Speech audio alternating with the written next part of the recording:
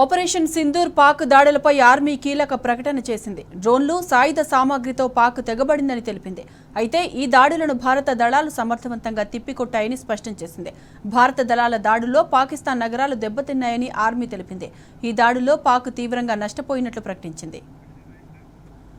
భారత్ పాక్ సరిహద్దులో ఉద్రిక్తతల నేపథ్యంలో మరింత విశ్లేషణ మాజీ కల్నల్ రమేష్ కుమార్తో స్పెషల్ ఇంటర్వ్యూ మా ప్రతినిధి మహేష్ లైవ్లో అందిస్తారు. మహేష్, చెప్పండి.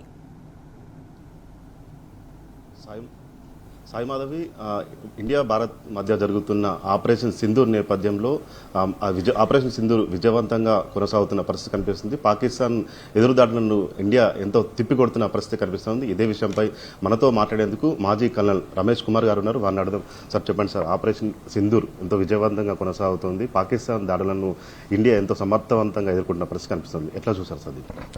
సో మనకి ఈ టెర్రరిస్టుల ఏదైతే అటాక్ అయిందో అండి, ఇది పహల్గామ్లో, దాంట్లో వాళ్ళు ఏం చేశారు అంటే కేవలం మతోన్మాదంతో ఒక మతమారిని హతమార్చడానికి అని చెప్పేసి చేసినటువంటి పాకిస్తాన్ చేసినటువంటి ఒక దుష్కరణ చర్య అదనమాట.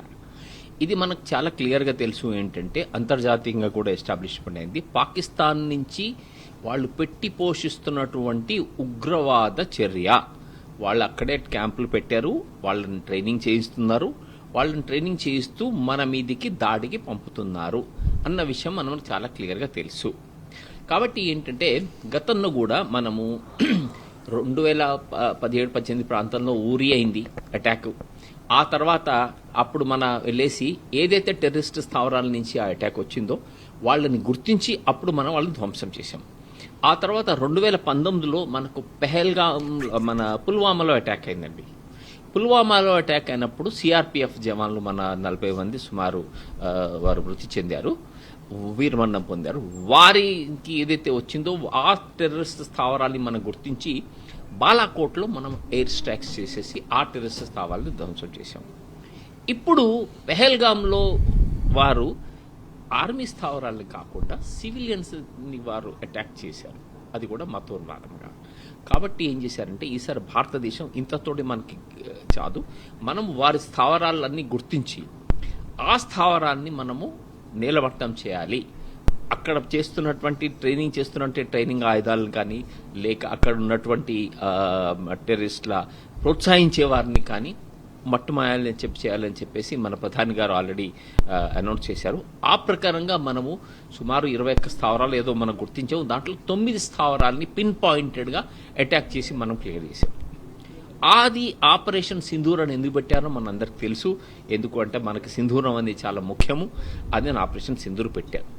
దీనికి పాకిస్తాను ఏదో ఒకటి చేయాలి. వాళ్ళు ఏం చేయాలి? వాళ్ళు ఏం చేయగలుగుతారు అంటే మన పరిసర ప్రాంతాల్లో, మన బార్డర్ ప్రాంతాల్లో వాళ్ళ ఆర్టిలరీ షెల్లింగ్ చేస్తారు. అది ఎప్పుడు చూస్తూనే ఉంటారు. సీజ్ ఫైర్ వాలేషన్స్ అది ఇప్పుడు చేశారు. అంతకుమించి వాళ్ళు ఏం చేసింది నిన్న ఏంటి అంటే వాళ్ళు ఒక డ్రోన్ అటాక్ చేశారు, కొన్ని డ్రోన్స్ పంపించారు. అవి కూడా చాలా లో క్వాలిటీ డ్రోన్స్. ఎందుకు అంటే అవి వెంటనే మనం డిటెక్ట్ చేయగలిగాం. మన భారత సైన్య సామర్థ్యం చాలా గొప్పగా ఉంది. మన అందరికి తెలుసు, మనకి ఎప్పుడైతే మన రష్యా ఉక్రెయిన్ మధ్య యుద్ధం జరుగుతున్నప్పుడు రష్యా మీద శాంక్షన్స్ ఉంటే అదే సమయంలో మన రష్యాతో మంచి సంబంధం ఉంచుకొని S-400 మనం తీసుకొచ్చుకున్నాము.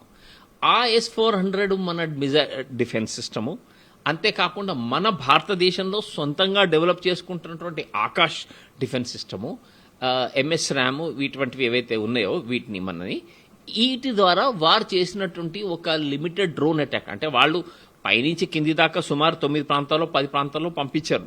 కానీ అన్నిట్లో కూడా మనము ఈజీగా ధ్వంసం చేసేసి మన భారత భూభాగాన్ని, మన భారత ప్రజల్ని మనం రక్షించగలిగాం. కాబట్టి ఇది మన సైనికుల ఒక గొప్ప సామర్థ్యం. పాకిస్తాన్ని పిరికిమంద చర్యగా మనం దీన్ని తీసుకోవాలండి. గతంతో పోలిస్తే ఈసారి కొత్తగా భారతదేశంలో ఎన్నో అస్త్రాలు, ఆయుధాలు కూడా ఉన్న పరిస్థితి కనిపిస్తూ ఉంది. పాకిస్తాన్ కూడా ఇప్పుడు ఎటు తేల్చుకోలేని పరిస్థితిలో కూడా ఉంది. ఒక్కటి దేశం అన్ని దేశాలు కూడా భారత్కి మద్దతు తెలుపుతున్నాయి. పాకిస్తాన్ ఒంటరి చేసిన పరిస్థితి కనిపిస్తుంది. ఎట్లా ఉంది?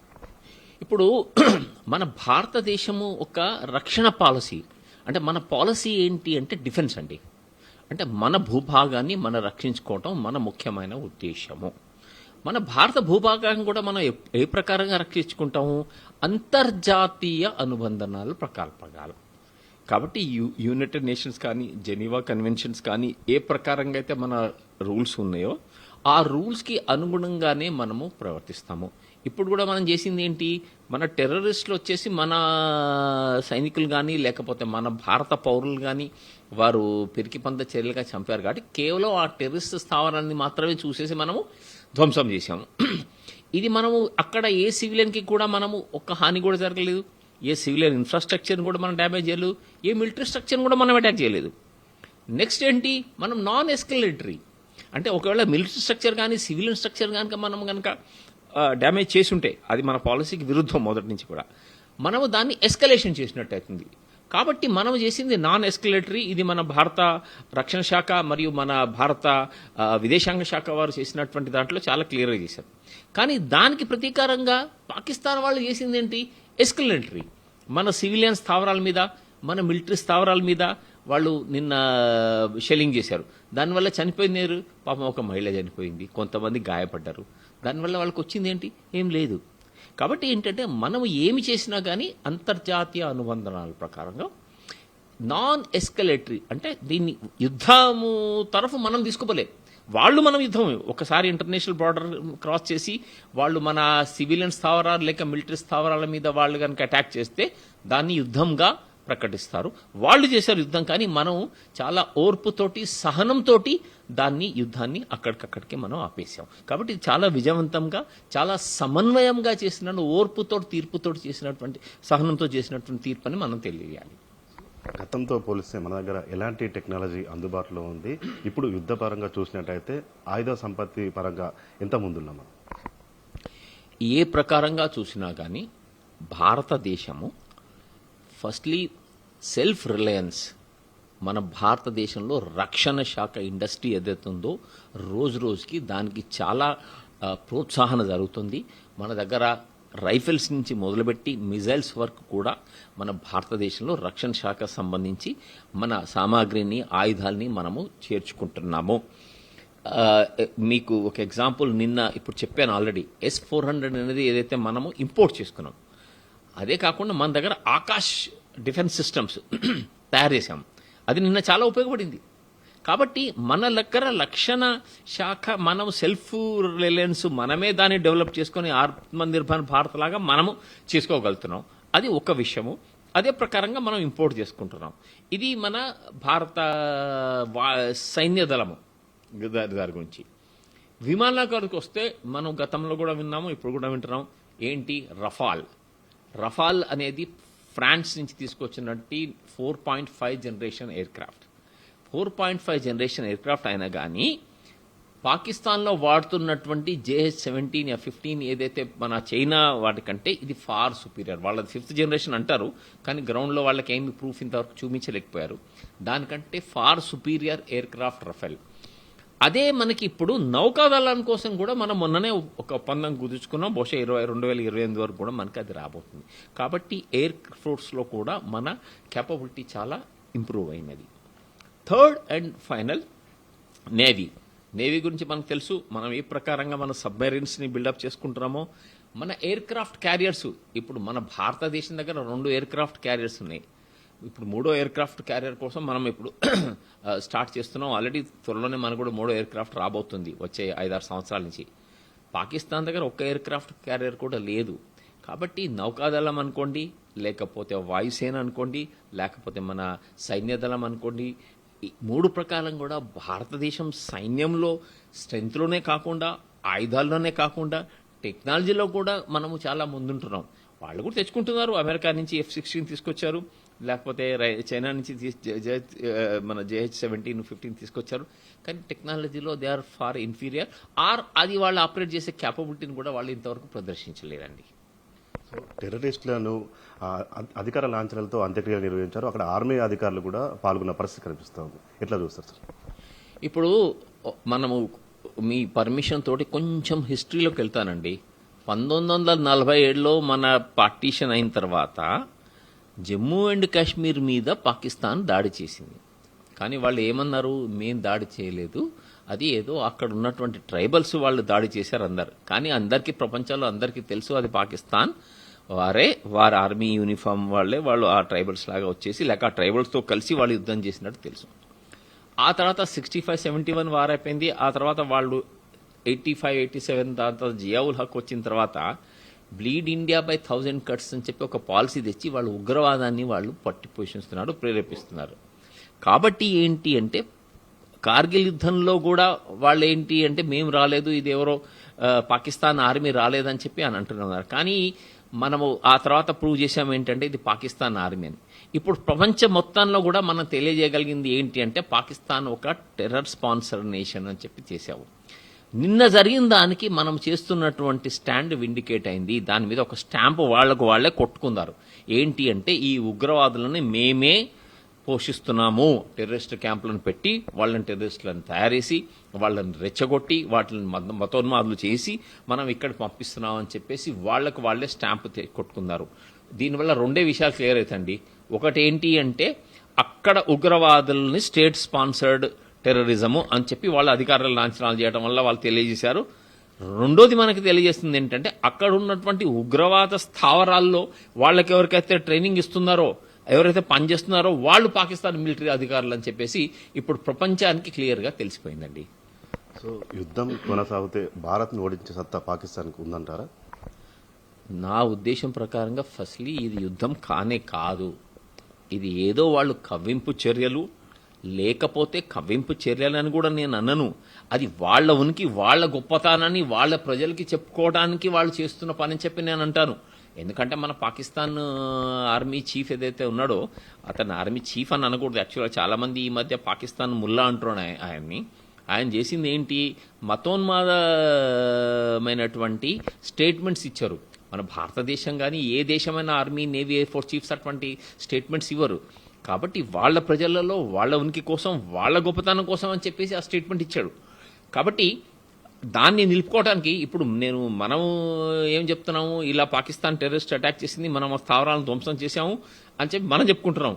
వాళ్ళు ఎట్లా గొప్పతనం చెప్పుకుంటున్నాం అంటే మేం పోయి వాళ్ళని చంపేశాము, వాళ్ళు ఉత్త పిరికి పందలు, మేం పోయి నిన్న వాళ్ళ మీద దాడులు చేశాం, వాళ్ళు ఉత్త పిరికి పందలు, మనకి యుద్ధం చేసే సాహసం ఉన్నది, వాళ్ళకి సాహసం లేదు, అందుకే మనకి తిరుగుబాటు వాళ్ళు చేయలేకపోతున్నారు అని చెప్పి వాళ్ళు అక్కడ ప్రాపగాండా చేస్తున్నారు.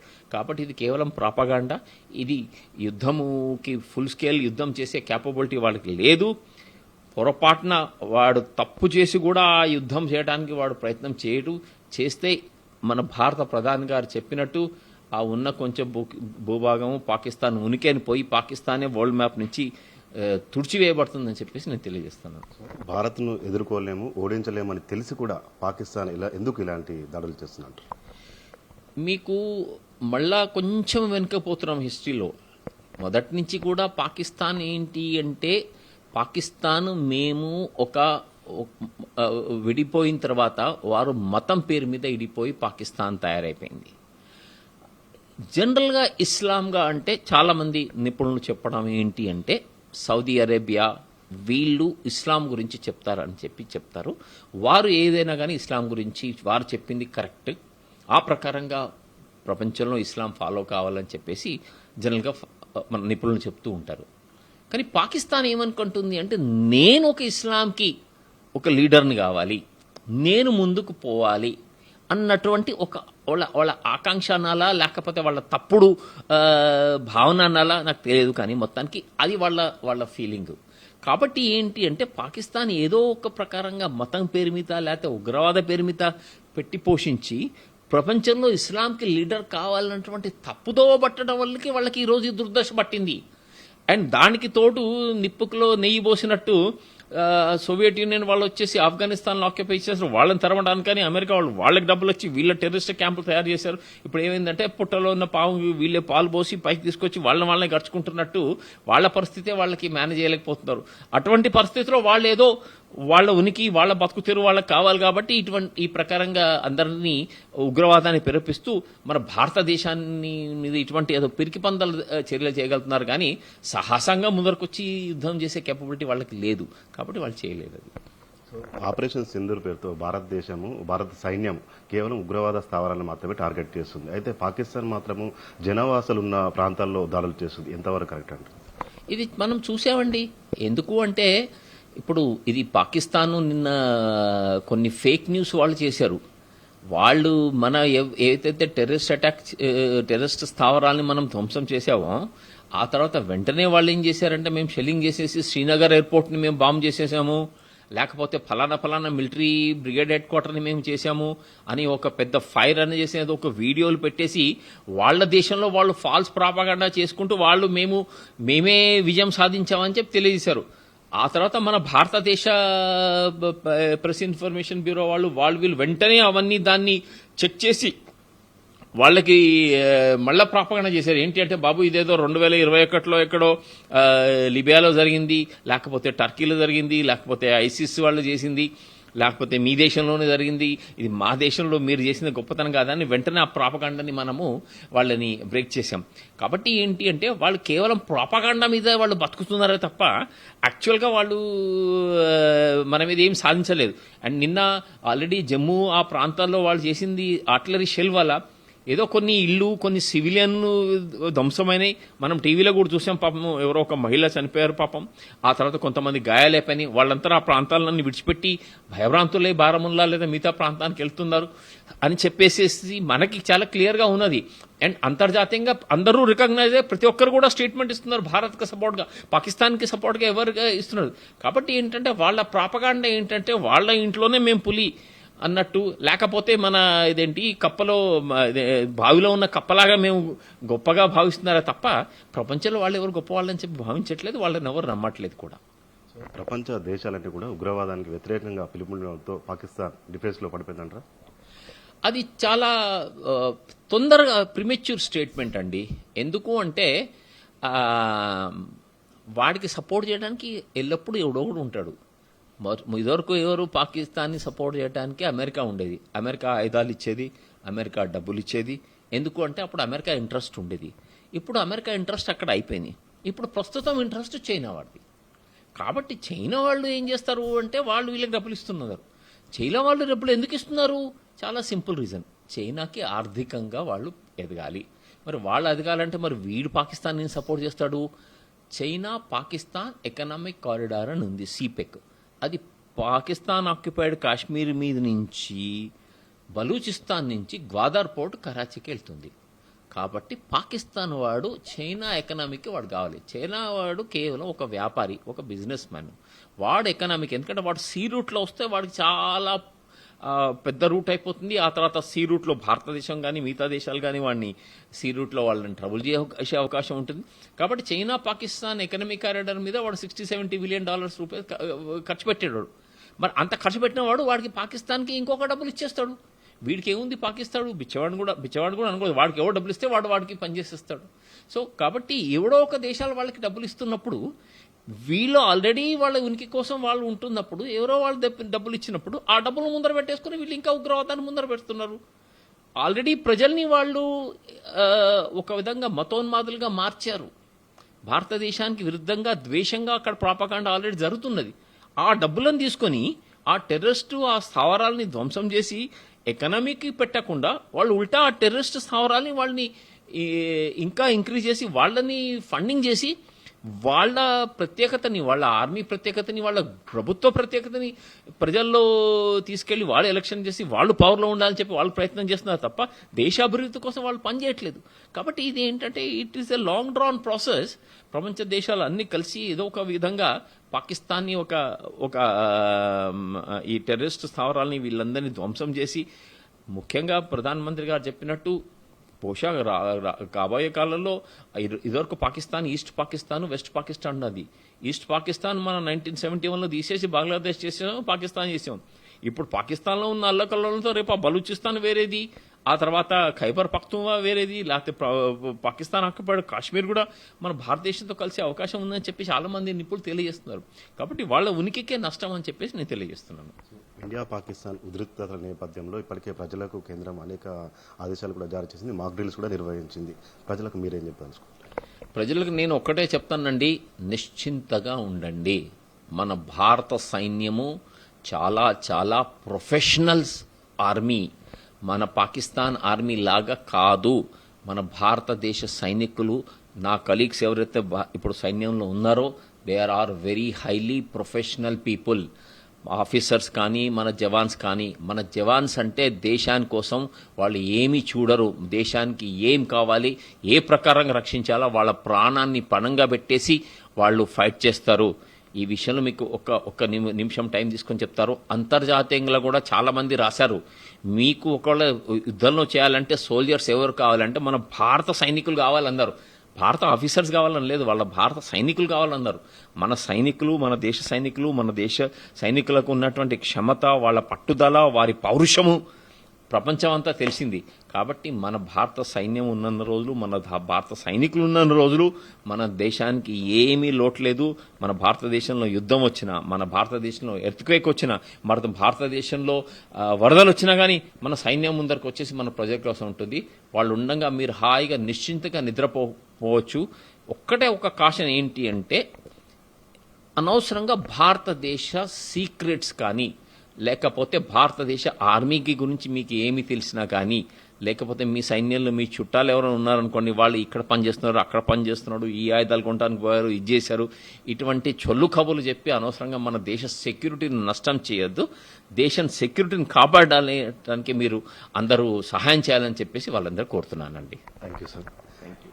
ఇది మొత్తంగా చూసినట్టయితే అటు భారత సైన్యం కేవలం ఉగ్రవాద స్థావరాలను మాత్రమే టార్గెట్ చేస్తూ దాడులు ఆపరేషన్ సింధూర్ కొనసాగిస్తుంది. అయితే పాకిస్తాన్ మాత్రం సరిహద్దు ప్రాంతాల్లో ఉన్న జనావాసాల్లో దాడులు చేస్తూ కవ్వింపు చర్యలు చేపడుతుందని retired major colonel Ramesh Kumar చెప్తున్నారు. అంతేకాకుండా ప్రజలు నిశ్చితంగా ఉండండి, ధైర్యంగా ఉండండి, భారత సైన్యం ఎంతో పకడ్బందీగా ఉంది, ఎన్ని దాడులు చేసినా కానీ పాకిస్తాన్ తిప్పికొట్టే సమర్థవంతమైన నాయకత్వం ఉందంటూ కూడా చెప్తున్న పరిస్థితి కనిపిస్తూ ఉంది. ఓ టు స్టూడియో.